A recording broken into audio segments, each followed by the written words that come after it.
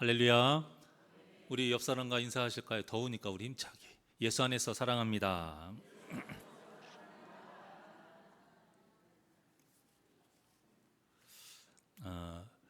오뚜기 아시죠? 오뚜기. 아니 그 라면 팔고 하는데 말고요. 요즘에는 이 오뚜기 장난감이 별로 잘 안 보여요. 근데 저 어렸을 때만 해도 집집마다 오뚜기가 하나씩은 있었어요. 이 밑이 둥그러 가지고요. 아무리 밀어도 그냥 쓰러진 채로 있지 않고 다시 이렇게 일어서잖아요. 그 모습이 참 신기하기도 하고 재밌기도 하고 한 번씩 화풀이도 하고. 화풀이 하면 더 화나요. 왜요? 다시 일어나거든요. 놀리는 것 같아요. 근데 어렸을 때는 그냥 재밌게만 생각을 했는데 제가 성인이 되고 좀 심적으로 힘든 때가 있었어요. 개인적으로 좀 힘들어서 있다가 어느 날 이렇게 오뚜기를 이렇게 딱 오뚜기가 눈에 뜨더라고요. 오뚜기가 눈에 보이는데 인색이 보이는 거예요. 그러면서 나도 저 오뚜기처럼 지금 힘들지만 우뚝 다시 일어섰으면 좋겠다, 이런 생각이 딱 드는 거예요. 근데 이게 현실적으로 너무 어렵더라고요. 능력도 부족하고 힘도 없고 도와줄 어떤 사람이나 환경도 되지 않고, 참 그래서 제가 부자나 잘 사는 사람을 그렇게 막 부러워하는 편은 아니에요. 그런데 살면서 그때만큼 잘 사는 사람을 부러워했던 적이 없었던 것 같습니다. 그래서인지 신문에서 자살에 관한 기사를 볼 때마다 저는 고장이 나가지고 일어서지 못하는 오뚜기, 그런 모습이 생각이 나요. 더 이상 일어설 수 없을 만큼 얼마나 힘들었으면 그렇게 생을 마감할까. 아이들을 낳고 나서부터 오히려 이런 마음들이 더 심해지더라고요. 하지만 우리가 하나님의 말씀을 통해서 그 마음을 알아가고 우리가 믿음이 성장할수록 우리가 확신하는 것은 뭐냐? 우리가 진정으로 예수 그리스도를 구주로 섬기면 아무리 힘든 상황에서도 다시 일어서는 오뚜기와 같은 삶을 살 수 있다는 이 진리입니다. 오뚜기가 다시 일어설 수 있는 이유는 간단해요. 딱 그 밑바닥 중앙에 무거운 추가 있거든요. 약하게 넘어져서 다시 일어설 수 있는 게 아니에요. 아무리 세게 넘어져도요, 밑바닥 중앙에 그 추만 견고하게 서 있으면 다시 일어설 수 있습니다. 마찬가지로 우리가 죄를 지어서 넘어질 때, 또 인생의 고난과 어떤 역경 속에서 우리가 다시 회복되고 일어설 수 있으려면 우리 마음의 중심에 예수님이 딱 자리 잡고 계셔야 돼요. 오늘 본문의 아이성 전투가 우리에게 가르쳐주는 메시지가 바로 이겁니다. 역사적인 사실을 알려주려고 이렇게 자세하게 나온 것이 아니에요. 우리 마음에 하나님을 경외하고 말씀에 순종하면서 산다면 우리가 비록 실수하고 또 죄에 넘어진다 해도 하나님께서 우리를 회복시켜 주시고 다시 이렇게 세우셔서 승리하게 하신다라는 거예요. 본문에서 이 여리고 성이라는 난공불락의 요새를 이들이 무너뜨렸잖아요. 그들이 힘으로 무너뜨린 건 없어요. 다 하나님이 해주신 거예요.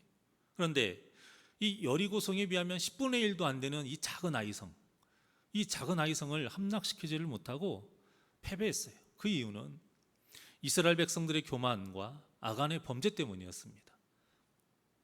그런데 이들의 모습은 다른 사람의 모습이 아니고 우리의 모습이에요. 우리가 조금만 잘 되면 쉽게 교만하고 이렇게 죄를 지을 수가 있어요. 그러니까 우리 이 모습이 우리 믿는 자들이 실패하고 넘어지는 이유가 다른 것에 있지 않다는 걸 보여주고 있습니다. 분명히 하나님의 은혜로 살아왔다라고 고백을 하지만 우리가 너무 그 순간순간 하나님의 은혜를 잊어버려요. 그리고 내 힘대로 내 마음대로 살려고 하는 이 교만함, 또 하나님께 올려져야 할 그 영광을 내가 다 가로채요. 나 때문에 내가 더 누리려고 높아지려고 하는 이 죄 때문에 이렇게 넘어지고 실패한다는 것, 이것을 보여주고 있습니다. 그런데요, 하나님께서 너무나도 멋지신 분인 게 뭐냐면 하나님은 딱 여기서 끝내지를 않아요. 성경을 보시면 아시겠지만 아무리 하나님이 화가 나셔서 진노하시고 무서운 심판을 하셔도 거기서 끝나는 경우 있나요? 없어요. 결국에는 다시 그들을 용서하시고 다시 회복시켜 주시는 사랑의 모습으로 마무리를 합니다. 사람이 처음 죄를 범했을 때에도 아담과 하와에게 하나님께서 그 심판을 하실 때에 그때도 어떤 말씀을 하셨어요? 예수님께서 이 땅에 오실 거라는 그 원시복음의 약속을 하신 분이 우리 하나님이세요. 홍수 심판 날 때에도 모두 진멸하지 아니하시고 노아의 가족은 다 남겨두시고는 다시 시작하도록 하시는 분이 또 우리 하나님이시고요. 바벨탑을 쌓았을 때에도 탑을 무너뜨려 그들을 다 죽이지 아니하셨어요. 바벨탑이 무너졌습니까? 그쳤습니까? 그쳤어요. 창세기 잘 이제 다음 주가 성경 퀴즈 되는데 바벨탑은 무너진 게 아니고요. 그쳤어요. 그렇게 탑 짓는 것을 멈추게 하신 그것도 그 영혼들을 불쌍히 여기신 것이고요. 또 그들을 다 언어를 혼잡하게 하시고 뿔뿔이 흩어지도록 하신 것도 결국에는 더 이상 죄를 짓지 않도록 에덴 동산에서 아담과 하와를 쫓아낸 것과 같이 똑같이 그런 그 의미예요. 은혜를 베풀어 주신 거예요. 이런 멋진 분이 우리 하나님이세요. 그 외에도 성경에는 온통 이렇게 다시 회복시켜 주시는 하나님의 모습으로 가득 차 있습니다. 우리 한 구절 볼까요? 시편 37편 24절의 말씀입니다. 시작. 그는 넘어지나 아주 엎드러지지 아니함은 여호와께서 그의 손으로 붙드심이로다. 아멘. 성경 말씀에 다 이 원리가 그대로 기록되어 있어요. 하나님을 배교하고 성령의 일을 방해하고 사탄의 권세에 속해 있는 자 외에는 다 하나님이 이렇게 붙들어 주시고 다시 이렇게 세워주세요. 하나님은 이 말씀처럼 백성들이 넘어질 때에 그냥 지켜보시는 분이 아니에요. 그들이 아주 엎드러지지 않도록 다시 일어설 수 있도록 권능의 손으로 붙들어 주시는 분이 바로 우리 사랑의 하나님이세요. 하나님에 대한 이 믿음이 우리에게 있어야 우리가 실패해도 두려워하지 않을 수 있고요, 절망하지 않을 수 있는 겁니다. 본문에서도 비록 하나님께 죄를 지어서 아이성 함락을 실패했지만 하나님은 또 이스라엘 백성들에게 다시 기회를 주십니다. 오늘 1절의 말씀 다시 한번 봉독하지요. 시작.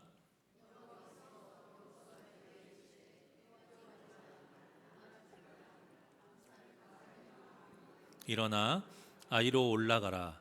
보라, 내가 아이 왕과 그의 백성과 그의 성읍과 그의 땅을 다 내 손에 넘겨 주었으니. 아멘. 여기서 하나님이 아이 성과 그 모든 것을 넘겨 주실 거라고 말씀하셨어요? 아니면 이미 넘겨 주셨다라고 말씀하셨어요? 예. 넘겨 주셨다. 확정형이에요. 확정형. 여러분, 이것이 우리의 능력과 이 사람의 능력과 하나님의 능력의 결정적인 차이인 거예요. 사람은 그렇게 될 수 있을 거야, 그렇게 되기를 바래 하면서 뛰어드는 것이 사람이지만 하나님은 그렇지 않아요. 돼. 이미 해놨어. 이것이 하나님의 역사예요. 사람은 누구를 돕더라도요, 한계가 있어요. 아무리 사랑하는 사람이라 해도, 내가 그 사람이랑 아무리 같이 있고 싶다 해도 함께 할 수 있는 곳은 어디까지예요? 무덤 앞까지. 그 이상을 못 가요. 아무리 사랑해도 절대 함께 할 수 없어요.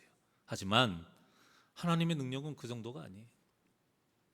내가 이미 밥상 다 차려놨다, 그러니 나를 믿고 두려워하지 말고 놀라지 말고 그냥 내 말대로만 하면 돼. 하나님은 항상 이렇게 우리에게 말씀을 하세요. 그리고는 그 말씀대로 이루어 주시는 분이 하나님이세요. 우리 새날교회 성도님들은 하나님의 말씀을 어디까지 믿으십니까? 그저 세상 사람들이 하나님의 말씀을 듣고 반응하는 것처럼 와, 좋은 말씀이네, 이 정도입니까? 아니면 하나님의 말씀대로 됐으면 좋겠다, 이 정도입니까? 아니면 하나님이 말씀하셨으니까 반드시 이루어진다, 이 믿음이십니까? 아무리 지금 상황에서 가능하지 못할 것 같은 말씀을 여러분들이 들었다 해도요, 하나님의 말씀이 믿어져서 다시 회복이 되고 힘을 얻고 일어설 수 있는 그 귀한 믿음이 저와 여러분에게 있기를 원합니다. 본문에서도 여호수아가 하나님의 말씀을 믿었어요. 주셨대. 의심하지 않았어요. 믿었다라는 것은 의심하지 않는다라는 거예요. 의심하지 않기 때문에 순종할 수 있는 겁니다. 그래서 다시 이제 군사를 일으켜서 아이성 공격을 준비합니다. 하나님께서 여호수아에게 말씀하신 그 전술은 이거였어요. 먼저 3만 명은 아이성 그 뒤에 매복을 탁 시킵니다. 그리고 5천 명은 베델과 아이성 사이에 매복을 시켜요. 이렇게 매복을 시킨 이유는 뭐냐면 베델하고 아이성 사이가 3.2km 정도밖에 안 돼요. 굉장히 가깝잖아요. 그러니까 아이성을 쳐도 베델에서 지원을 나오게 되면 힘들어질 수가 있는 거거든요. 그래서 그 중간을 차단을 할 목적으로 이제 거기에 매복을 시킨 거예요. 자, 그리고 나머지 부대는 이제 여호수아가 이끌고 직접 아이성을 공략합니다. 아침이 되자 여호수아가 부대를 이끌고 아이성을 공격을 해요. 그렇게 공격을 하다가 거짓으로 패한 척을 하고 도망을 갑니다. 그러자 이제 그 모습에 아이성의 모든 사람들이 추격을 하는데 문도 닫지 않고 활짝 열어놓고 추격을 해요. 이미 전에 한번 승리를 했었고 또 이번에도 이들이 또 패하고 도망을 가니까 이놈들 내가 가만 안 두겠다 이거죠. 이번에야말로 너희들 다시는 공격하지 못하도록 싹 없애버리겠다. 이제 이런 뜻으로 다 몰아세우고 이제 쫓아간 겁니다. 하지만 여호수아가 이제 하나님의 말씀대로 18절에 보면 단창을 딱 들어서 신호를 줍니다. 그 단창을 보고 19절과 같이 성 뒤에 매복했던 복병들이 일제히 일어나서 열린 성문을 통해 들어가요. 그리고 성을 함락시키고 불을 지릅니다. 불을 지른 이유는 불이 나면 뭐가 나요? 연기가 나잖아요. 그 연기가 사람 눈에 보이기 때문에 그 연기가 또 하나의 신호예요. 그 연기를 보고 여호수아가 이제는 도망가다가 다시 이제 몸을 돌려요. 그리고 자신들을 쫓아오는 그 아이성 군대를 이제 공격을 합니다. 그리고 아이성을 점령했던 군사들이 또 나와서 또 같이 공격을 해요. 이런 전술을 샌드위치 전술이라고 해요. 양쪽에서 딱 압사시키는 거. 참 기가 막힌 전술이지 않나요? 이 전투도 결국 하나님의 말씀에 순종하니까 이길 수 있었던 거예요. 사랑하는 여러분, 살면서 실패하고 넘어진다 해도 그것으로 끝이 아니라 다시 일어날 수 있도록 하나님을 더욱 붙잡는 그 기회의 시간으로 가지시기를 간절히 바랍니다. 여러분들에게 그 실패하고 넘어지는 시간은 그냥 그렇게 좌절하고 있어라 그런 것이 아니에요. 아이가 넘어져요. 그럼 누구를 봐요? 부모를 봐요. 일으켜 달라고. 그런데 우리는 넘어졌는데 우리 아버지 되신 하나님을 보지 않는다면 믿음이 있다라고 할 수 있을까요? 넘어졌으면 왜 넘어졌을까? 화내고 짜증내고 이것보다 가장 먼저 해야 될 건 나를 일으켜 세워줄 수 있는 우리 아버지 하나님을 바라보는 것입니다. 우리에게 이 믿음이 확실하게 있어야 돼요. 내가 하나님을 바라보면 오늘 찬양처럼 반드시 우리를 지켜주시고 우리의 손을 잡고 일으켜 세워주실 줄 믿습니다. 이 믿음으로 하나님을 바라보는 시간이 되어야 돼요. 우리가 이 믿음이 확고하게 자리 잡혀 있다면 우리는 실패하고 넘어지고 시련이 닥쳐와도 하나님을 원망하는 죄를 짓지 않을 수 있는 거예요. 저는 지금까지 일이 잘 되고 좋은 일이 생기고 성공했을 때 그런 좋은 일을 당한 우리 성도님들에게 하나님이 살아계시다는 것을 믿고 감사하지 않는 성도 한 명도 본 적이 없어요. 다 그때마다 하나님 살아계신다고, 하나님 너무 감사하다고 다 그렇게 말씀하세요. 자, 그렇다면 반대로 계속 문제가 생기고 실패하고 생각지 못한 일에 허덕일 때에도 당연히 모든 성도는 하나님의 살아계심을 의심하지 않고 하나님을 원망하지 않아야 되는 게 당연한 거 아니에요? 그런데 그렇지 않은 성도가 너무 많다라는 거예요. 오해하지 마십시오. 제가 그분들을 정죄하는 것이 아닙니다. 우리가 이렇게 연약한 존재라는 것을 다시 한번 확인시켜 드리는 거예요. 성도가 잘 되고 복 받을 때에는 제가 전에도 한번 말씀드린 적이 있는데, 우리가 잘 되고 복 받을 때 하나님께 감사하는 것은 뭐라고 하는지 기억나세요? 매너예요, 매너. 그건 믿음이라고 할 수 없어요. 물론 그 안에 믿음이 있죠. 있을 수도 있어요. 하지만 그것만으로 다 믿음의 모습이라고 할 수 없어요. 진짜 믿음은 잘 되지 않을 때, 진짜 믿음은 고난과 시련을 당할 때에 하나님께 원망과 불평하지 아니하고, 그럼에도 하나님을 믿고 의지할 수 있느냐, 여기에서 우리의 믿음이 여실히 드러난다라는 겁니다. 물론 우리가 잘못해서 죄를 짓고 실패를 하지만, 그럼에도 하나님은 그때 바로 심판하는 것으로 끝나지 않으시고 우리가 다시 주님 앞에 겸손해질 수 있도록 그 시간을 주시는 거예요. 주님 앞에 엎드려서 다시 회개할 수 있는 시간을 주신다라는 것을 꼭 기억하시기를 바랍니다. 여러분들이 아이가 뭐 잘못을 해서 이런 벌을 주신 적이 있는지 모르겠는데, 때리기는 좀 그렇고 막 훈육을 한 다음에 벽 보고 앉아 있어. 아들이 벽 보고 앉아 있습니다. 가정을 해보는 거예요. 그런데 그 아이가 시간 동안, 그 벽 보고 있는 시간 동안 계속 딴 생각해. 자신이 무엇을 잘못했는가 이것 생각을 하지도 않는다면 그 시간이 무슨 의미가 있겠어요? 벌을 준 부모님을 원망하고 자기가 하고 싶은 일을 못해서 앉아 있는 것만 너무 짜증이 내고 한다라면 그 시간이 무슨 의미가 있겠느냐 이거예요. 우리도 믿음 생활을 이렇게 할 수 있다는 겁니다, 여러분. 이렇게 성도가 실패를 하고 죄를 지었는데도 주님 앞에 겸손해지지 않고 엎드리지 않고 나의 잘못을 돌아보지도 않고 회개하지도 않는다라면 어떤 일이 생기느냐? 가장 먼저 예배가 소홀해집니다. 그 다음 기도가 소홀해지고요. 그 다음 말씀에 대한 사모가 또 식어지고요. 그 다음 사명 감당하는 것도 이제는 손을 놓게 됩니다. 한마디로 신앙생활이 식어져요. 세계적으로 유명한 그 미국의 전도자 무디 목사님 아시죠? 이 무디 목사님이 이런 말을 했어요. 끓는 냄비에는 파리가 앉지 못한다. 당연한 말이지만 이것이 의미하는 바는 굉장히 큽니다. 성도가 하나님의 일을 이렇게 뜨겁게 열정적으로 충실하게 신앙생활을 하게 되면 어떤 시험이 와도 이길 수 있다는 거예요. 어떤 유혹이 와도 이겨낼 수 있다는 거예요. 그런데 이것을 사탄이 너무나도 잘 알아요. 우리가 이렇게 끓는 냄비처럼 뜨거우면 이런 파리 같은 유혹이 앉지 못한다는 걸 알아요. 그래서 사탄이 성도가 실패했을 때 이 팔팔 끓는 냄비를 식혀버리는 거예요. 하나님을 향한 우리의 예배와 기도와 말씀과 헌신을 식어버리게 만드는 거예요. 여러분, 그게 당연한 게 아니에요. 여러분들이 힘든데 예배가 식어지고, 여러분들이 짜증나고 일이 안 풀려서 기도도 하기 싫고 하는 것이 너무 당연스럽게 받아들이면 안 된다는 거예요. 우리가 연약하기에 그런 반응이 나올 수는 있습니다. 하지만 우리는 믿음이 있잖아요.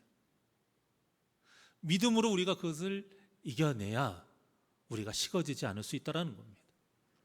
우리가 여기에 넘어가면 안 돼요.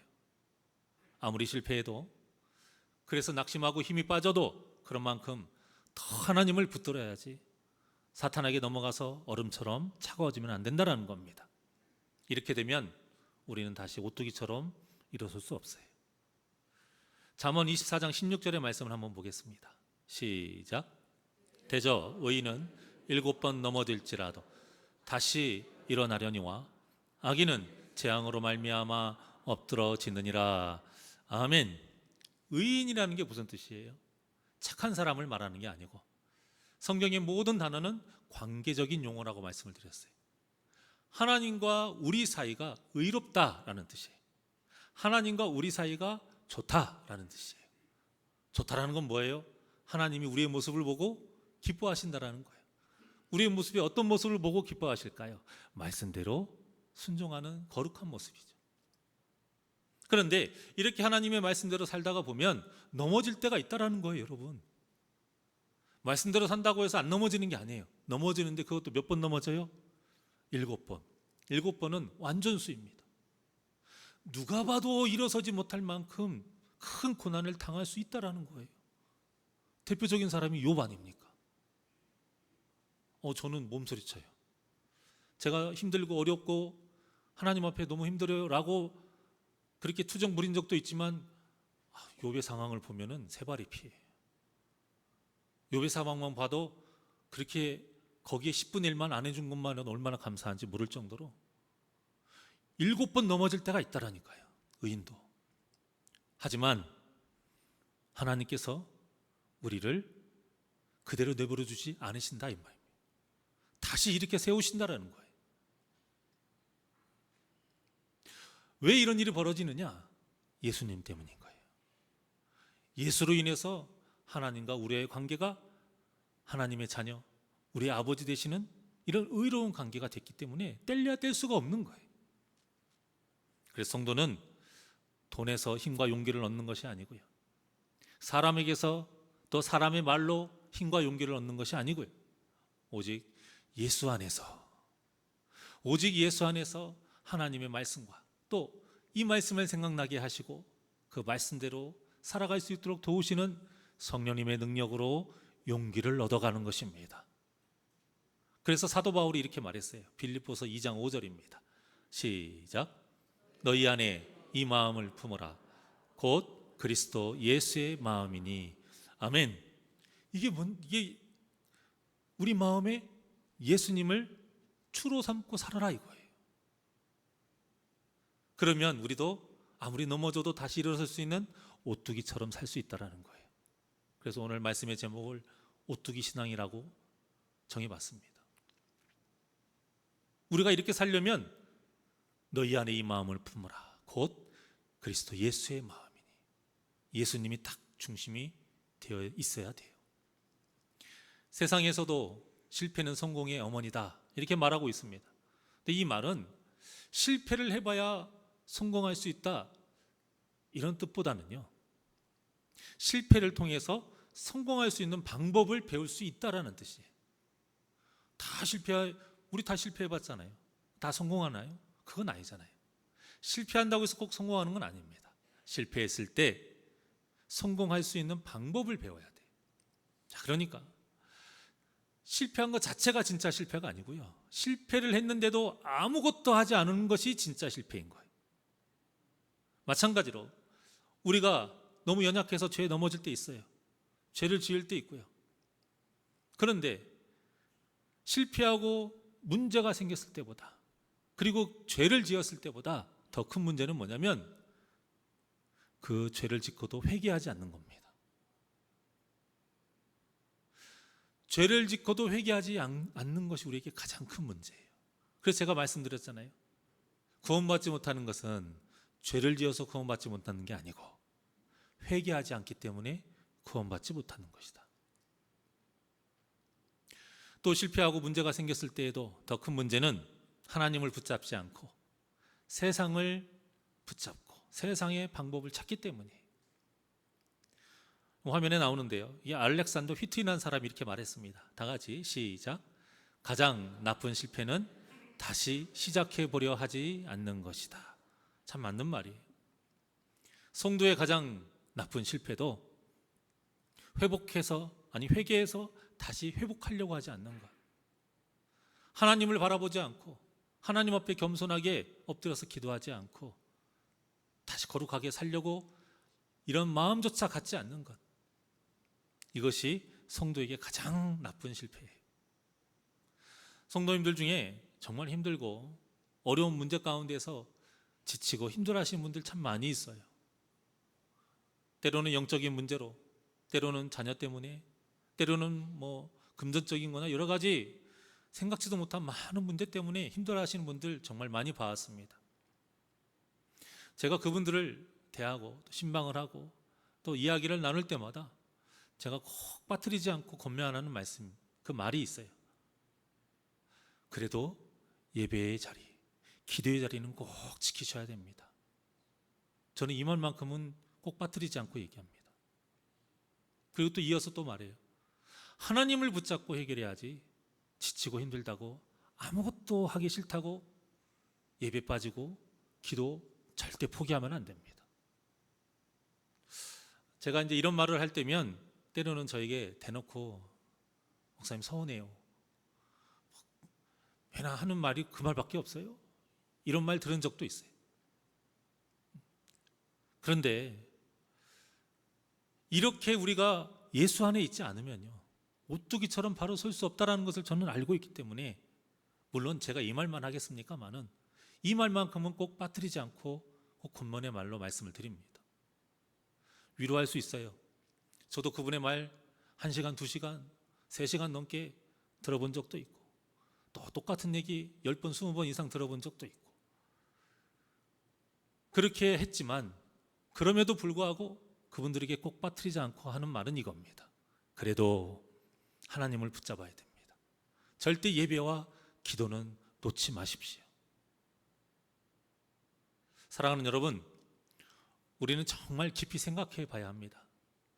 내 마음에 무엇이 무게를 잡고 있어야 내가 그 실패와 고난 속에서도 오뚜기처럼 다시 일어설 수 있을까?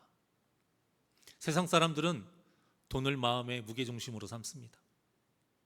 아니면 권력이나 지식이나 힘, 이런 것들을 마음의 중심으로 삼기도 해요. 그런데 예수님을 믿는다면서 성도가 예수가 아닌 다른 것을 마음의 무게중심으로 살아서야 되겠습니까? 이것이 다 사탄의 술수예요. 이렇게 해서 하나님을 향한 뜨거운 마음을 식어버리게 하는 사탄의 더러운 술수인 겁니다. 그러니 사는 동안 칠흑 같은 어두운 문제 속에서 넘어질 때나 죄로 인해 주저앉을 때, 그때마다 그 시간이야말로 하나님이 우리를 기다리는 시간이구나. 나와 더 친밀하게 깊은 교제를 나누고자 내 기도와 회개를 기다리시는 시간이구나. 이렇게 믿으시고, 여호수아가 옷을 찢고 이스라엘 장로들과 함께 여호와의 궤 앞에서 땅에 엎드려 머리에 티끌을 뒤집어 쓰고 밤새도록 회개를 했던 것처럼, 그래서 오늘과 같은 응답을 받고 승리를 했던 것처럼 우리 성도님들도 하나님 앞에 겸손하게 기도하시고 회개하셔서 회복되어 승리하시는 복된 역사가 있기를 주님의 이름으로 축원합니다. 그러면 성경이 약속하신 대로 7번 넘어져도 다시 일으켜 주시고 하나님의 전능하신 손으로 붙들어 주실 줄 믿습니다.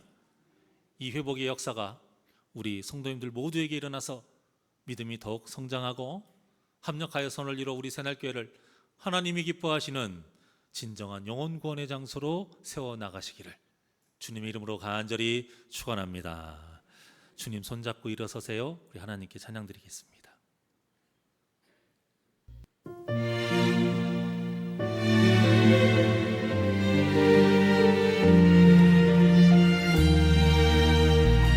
왜 나만 겪는 고난이냐고, 왜 나만 겪는 고난이냐고, 불평하지 마세요.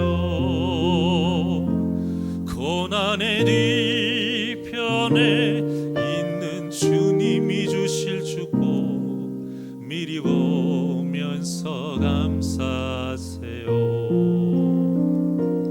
너무 견디기 힘든 지금 이 순간에도 주님이 일하고 계시잖아요. 남들은 지쳐 앉아 있을지라도 당신만은 일어서세요. 힘을 내세요. 힘을 내세요. 힘을 내세요. 주님이 손잡고 계시잖아요. 주님이 나와 함께함을 믿는다면 어떤 역경도 이길 수 있잖아. 우리 두 손을 가슴에 얹고 왜 왜 이런 슬픔 찾아왔는지 원망하지 마세요. 당신이 잃은 것보다 주님께 받은 은혜 더욱 많음에 감사하세요. 너무 견디기 힘든 지금 이 순간에도 주님이 일하고 계시잖아요. 남들은 지쳐 앉아 있을지라도 당신만은 일어서세 힘을 내십시오. 힘을 내세요. 힘을 내세요. 주님이 손잡고 계시잖아요. 주님이 나와 함께함을 믿는다면 어떤 고난도 견딜 수. 우리 두 손 높이 들고 고백합니다. 힘을 내세요. 힘을 내세요. 주님이 손잡고 계시잖아요. 주님이 나와 함께함을 믿는다면 어떤 역경도 이길 수 있잖아요. 힘을 내세요. 힘을 내세요. 주님이 손잡고 계시잖아요.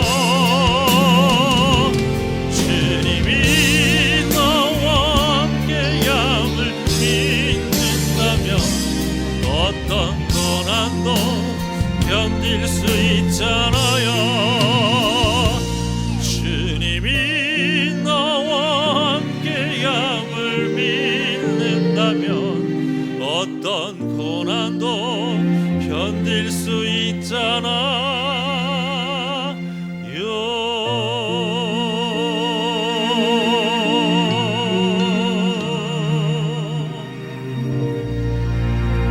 기도하시겠습니다. 언제나 우리 곁에서 우리 함께 하시는 임마누엘의 하나님 아버지, 오늘도 하나님의 그 살아계심과 우리의 도우심을 믿습니다. 우리가 비록 연약하여 주님 앞에 죄를 지을 때가 있고, 우리가 너무나도 약하여 넘어지거나 실패하고 좌절할 때도 있습니다. 그때에 하나님에 대한 그 믿음이 흔들리지 않게 하여 주시옵시고, 주님을 향한 우리의 열심과 예배와 기도와 주님을 향한 모든 그 헌신에 그 뜨거움이 식지 않게 하여 주시옵소서. 오히려 그때가 주님을 더욱더 찾기를 바라시는 하나님이 기다리는 시간인 것으로 우리가 바로 알고, 더 주님을 바라보고 더 주님을 붙잡고 더 주님께 기도하며 회개하며 나아갈 때에 회복되고 다시 일어설 수 있는 역사 있게 하여 주시옵소서. 반드시 하나님은 우리를 도와주십니다. 반드시 하나님은 우리를 지켜주시고 일으켜 세워주십니다. 이 믿음으로 주님 앞에 나아갈 때에 다시 일어서서 승리하는 역사 있게 하여 주시옵소서. 감사함 예수님의 이름으로 기도하옵나이다. 아멘.